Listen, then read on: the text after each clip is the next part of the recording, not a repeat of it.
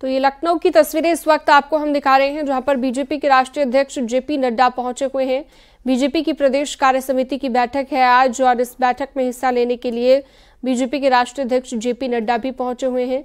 प्रदेश के मुख्यमंत्री योगी आदित्यनाथ ने उनका स्वागत किया, आपने अभी भी देखा। और ये जेपी नड्डा का स्वागत करते हुए तमाम भारतीय जनता पार्टी के नेता पदाधिकारी वहां पर मौजूद रहे। एक्सक्लूसिव तस्वीर इस वक्त न्यूज़ 18 आपको दिखा रहा है। खुद उन्हें रिसीव करने के लिए पहुंचे मुख्यमंत्री योगी आदित्यनाथ, तस्वीरें आप देख रहे हैं। तो देखिए, फूल देकर उन्हें वेलकम किया जा रहा है। एक्सक्लूसिव तस्वीर इस वक्त न्यूज़ 18 आपको दिखा रहा है। तो लखनऊ में आज बीजेपी की कार्य समिति की बैठक है। काफी महत्वपूर्ण इस बैठक को माना जा रहा है। आने वाले उपचुनावों के लिहाज से 10 सीटों पर उपचुनाव होना है, और उससे पहले भारतीय जनता पार्टी लगातार रणनीति बनाने में जुटी हुई है। इससे पहले हमने देखा कि उत्तराखंड में जो नतीजे आए, उसके बाद और भी ज़्यादा ज़रूरी और भी ज़्यादा इम्पॉर्टेंट ये बैठक हो जाती है।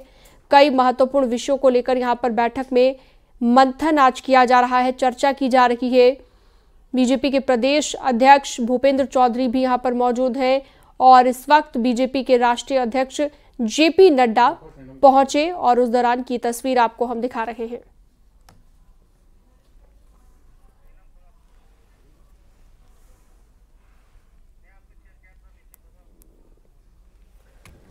तो लगातार ये तस्वीर आपको हम दिखा रहे हैं, लखनऊ की ये तस्वीर, बीजेपी कार्य समिति की बैठक, और यहां पर पहुंच गए हैं जेपी नड्डा। उनका स्वागत करते हुए तमाम भारतीय जनता पार्टी के नेताओं को आप देख सकते हैं, और साथ ही साथ मुख्यमंत्री योगी आदित्यनाथ तस्वीरों में नजर आ रहे हैं, जो कि जेपी नड्डा को रिसीव करने के लिए बाहर पहुंचे।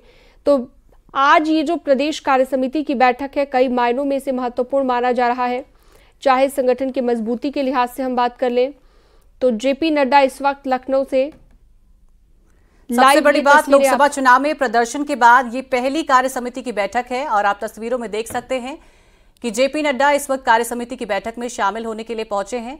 तस्वीरों में देखा जा सकता है कि मुख्यमंत्री योगी आदित्यनाथ, बीजेपी के प्रवक्ता भी इस वक्त मौजूद हैं, जेपी नड्डा भी वहां पर पहुंचे हैं, और भूपेंद्र चौधरी भी तस्वीरों में नजर आ रहे हैं।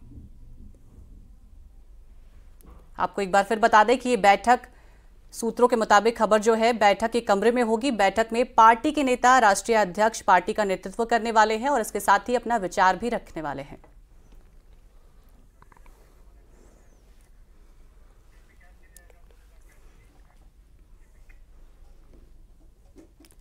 लखनऊ में यूपी बीजेपी कार्य समिति की बैठक चल रही है। सीएम योगी समेत पार्टी के तमाम दिग्गज बैठक में मौजूद हैं।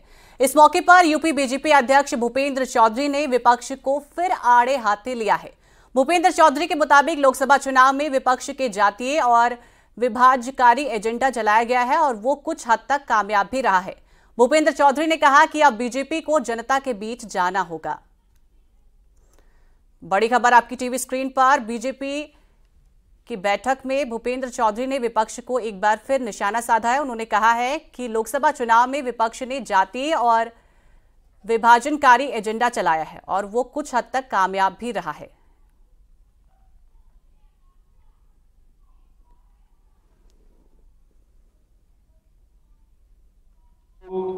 जातिवादी लोग भ्रम में अफवाह फैलाकर प्रदेश की जनता को जातीय आंकड़ों में बदलने का प्रयास किया, और अल्पसंख्यक मतदाताओं का वायदोवेदन करके उनका वोट लेने का प्रयास कांग्रेस और सपा ने एक नया एजेंडा तलाश किया, जिसमें उन्हें थोड़ी बहुत सफलता भी मिली। हमारे लिए अब बड़ी चुनौती है कि हम सभी कार्यकर्ताओं को जनता के बीच में जाकर युद्ध स्तर पर विपक्ष के विभाजनकारी षड्यंत्रों को बेनकाब करना है। सर्व समाज को लेकर हमें आगे बढ़ना है। जो लोग समाज में कमजोर रहे हैं, उन्हें अपने गले लगाना है। बीजेपी के प्रदेश अध्यक्ष भूपेंद्र चौधरी ने अखिलेश यादव को भी नसीहत दी है। उन्होंने अखिलेश को कांग्रेस से सावधान रहने को कहा है। इस मौके पर भूपेंद्र चौधरी ने कांग्रेस को आड़े हाथ लिया। क्या कुछ कहा है भूपेंद्र चौधरी ने, आपको सुनवाएंगे। तो बीजेपी की कार्यसमिति की बैठक के दौरान भूपेंद्र चौधरी ने ये बात कही है। मैं आपको सावधान कर रहा हूं कि कांग्रेस भस्मासुर है और बहुत ही जल्दी आपको ठिकाने लगाने का काम करेगी। कांग्रेस की नजर में आपके मुस्लिम वोट पर है। कांग्रेस की सोच और उनकी कार्यशैली लोकतंत्र की कोई गुंजाइश नहीं है। कांग्रेस का एक इकोसिस्टम है जो हारने वालों को जीता हुआ बताकर जीतने वालों पर प्रश्न खड़े करता है। 13 राज्यों में देश के आज कांग्रेस पार्टी शून्य है।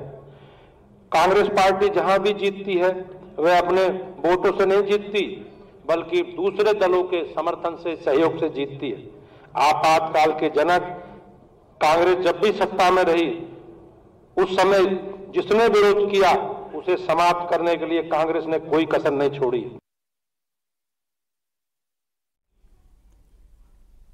इसके साथ ही भूपेंद्र चौधरी ने कहा है कि हम सब मिलकर ये संकल्प लें कि आगामी 10 विधानसभा सीटों पर होने वाले उपचुनाव में 100% विजय हासिल करेंगे।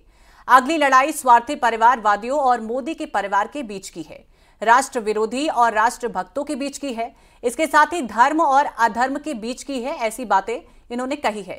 तुष्टीकरण और संतुष्टीकरण के बीच में ये लड़ाई है। कार्यकर्ता का सम्मान हमारी प्राथमिकता है और हमने अपने जीवन काल में कार्यकर्ता आधारित संगठन को आगे बढ़ाने का काम किया है और हम अपने कार्यकर्ता के किसी भी सम्मान पर हमने कोई समझौता नहीं किया है। पार्टी अपने सभी कार्यकर्ताओं के साथ कंधे से कंधा मिलाकर खड़ी है। हम सब मिलकर संकल्प लें कि आगामी 10 विधानसभा सीटों पर होने वाले उपचुनाव में 100% विजय श्री प्राप्त करेंगे। अगली लड़ाई स्वार्थी परिवारवादी और मोदी के परिवार के बीच, राष्ट्र विरोधी और राष्ट्र भक्तों के बीच में, धर्म और अधर्म के बीच में।